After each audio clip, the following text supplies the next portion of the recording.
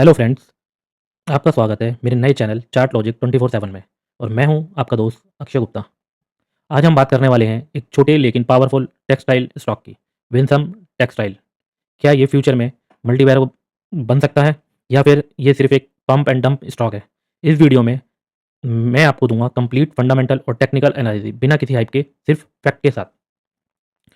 तो बात करते हैं कंपनी के, क्या काम करती है कंपनी, किस चीज़ में काम करती है। और विंसम टेक्सटाइल इंडस्ट्री जो है वो एक इंडियन कंपनी है जो मेनली कॉटन यार्न और ब्लेंडेड यार्न मैन्युफैक्चरिंग करती है। कंपनी का बिज़नेस जो है वो एक्सपोर्ट और डोमेस्टिक दोनों मार्केट में काम करता है और इसका main focus high quality yarn production पर है।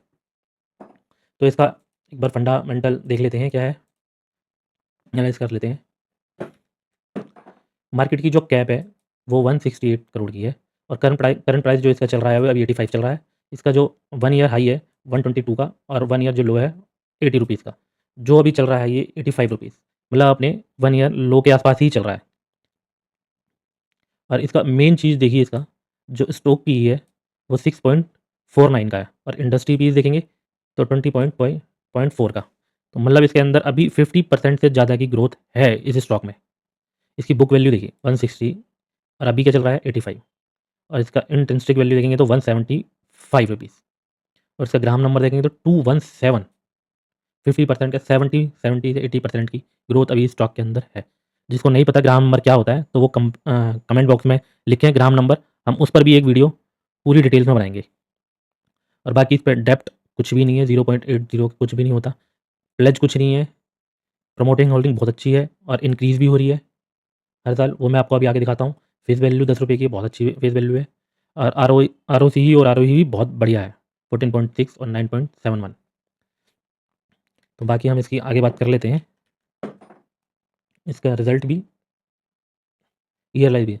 इसका सेल्स हमेशा हर साल बढ़ी रही है, 723, 956, 876, 823, 865, 869। प्रॉफिट भी हर साल बढ़ रहा है, 45, 25, 19। अभी थोड़ा सा कम हुआ है, बाकी बहुत तभी इसका प्राइस थोड़ा सा डाउन हुआ है। अभी जो बीच में न्यूज़ आई थी पीएलएम स्कीम की, पर वो नहीं हो पाई थी, तो उसी के बारे में हम एक और बात करेंगे। तो सबसे मेन चीज़ मैं आपको दिखाना चाह रहा हूँ, कंपनी के प्रमोटर। कंपनी के प्रमोटर जो पहले थे 55 पॉइंट थे, 50.5 70, फिर बढ़े, फिर इतने थे, फिर यहाँ से 50.5 97, 56.17, 56.43, 43। और अब जो हो गए हैं सितंबर में, अभी जो प्रमोटर की होल्डिंग है 57.34। तो प्रमोटर चुपके चुपके माल उठाए जा रहे हैं। एफआईज भी हैं, एफआईज पहले ज़्यादा थे, धीरे धीरे एफआईज कम हो गए हैं, जो पब्लिक ने माल ले लिया है, जो एफआईज ने बेचा। पर प्रमोटर अपनी कंपनी में बहुत दमखम दिखा रहे हैं, मतलब उनको पता है कि हमारी कंपनी आगे जाके बहुत अच्छा करने वाली है, मल्टी बैगर बनने वाली है। तभी प्रमोटर हिस्सेदारी अपनी बढ़ा रहे हैं, नहीं तो कोई भी प्रमोटर अपनी हिस्सेदारी बिना किसी रीज़न के नहीं बढ़ाता। ये हर 2-3 साल में अपना कुछ ना कुछ हिस्सेदारी बढ़ाते हैं। और अभी आप एक चीज़, अभी जो न्यूज़ आई है इसकी, वो भी मैं आपको दिखाता हूँ क्या न्यूज़ है। आइए हम चलते हैं अब जो न्यूज़ है। सरकार की तरफ से स्कीम के तीसरे राउंड में टेक्सटाइल सेक्टर के लिए 17 नए आवेदकों को मंजूरी दे दी गई है। यह फैसला एमएमएफ अपैरल, एमएमएफ फैब्रिक्स और टेक्निकल टेक्सटाइल सेक्टर में घरेलू निर्माण को बढ़ाने और भारत की ग्लोबल प्रतिष्ठा को मजबूत करने के लिए मकसद से लिया गया है। नए 17 आवेदकों ने कुल 2,374 करोड़ का निवेश करने का वादा किया है।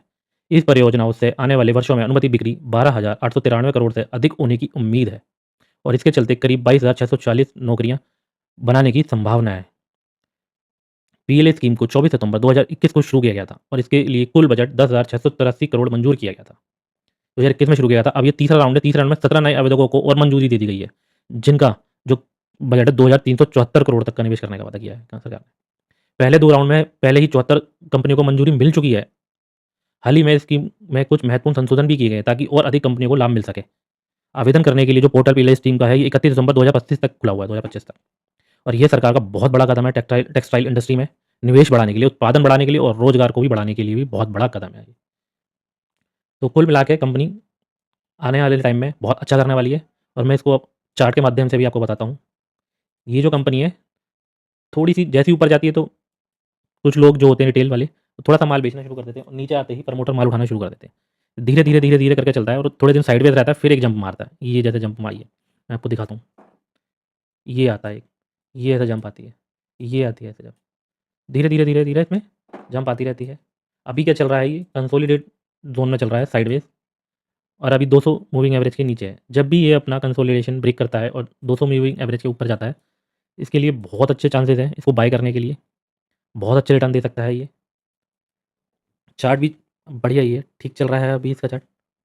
बस आपको नज़र रखनी है, जब भी ये एक बॉक्स पैटर्न को ब्रेक करता है और अपनी 200 ईएमआई के ऊपर क्लोज़ कर देता है डेली बेस पे, तब आप इसको बाय कर सकते हैं। जिसने पहले ऊपर के लेवल पे बाय कर रखी है, तो वो अ, इस स्टॉक को होल्ड कर सकते हैं, क्योंकि इसमें चांसेस अच्छे हैं कि आपको आपका रेट भी और उससे और ऊपर रेट मिल सकते हैं।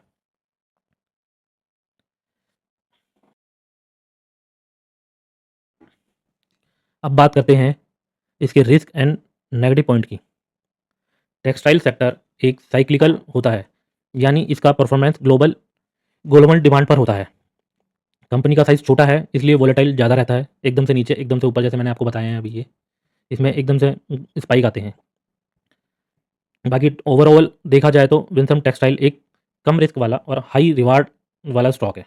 ये लॉन्ग टर्म में आपको बहुत अच्छा परफॉर्मेंस दे सकता है और बहुत अच्छा रिटर्न दे सकता है। लेकिन बिना रिसर्च के इन्वेस्टमेंट करना रिस्की हो सकता है। अगर आप रिस्क लेने वाले इन्वेस्टर हो और स्मॉल कैप में इंटरेस्ट रखते हो, तभी इस पर नज़र रखना। बाकी मैं आपको एक चीज़ और बताना चाहूँगा, मैं कोई सेबी रजिस्टर्ड एडवाइज़र नहीं हूँ। यह सिर्फ एजुकेशनल पर्पज़ के लिए वीडियो है।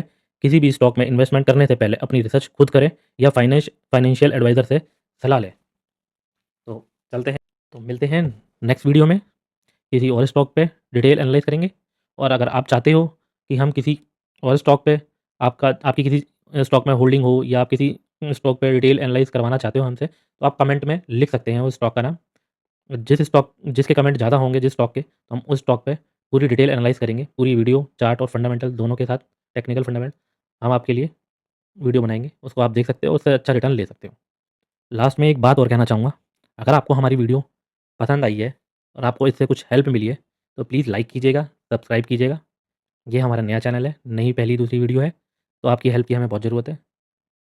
हमें लगेगा आपको ये वीडियो पसंद आ रही है, तो हम और आगे और अच्छी मेहनत करेंगे और अच्छे से डिटेल करेंगे और अच्छी वीडियो बनाएँगे आपके लिए।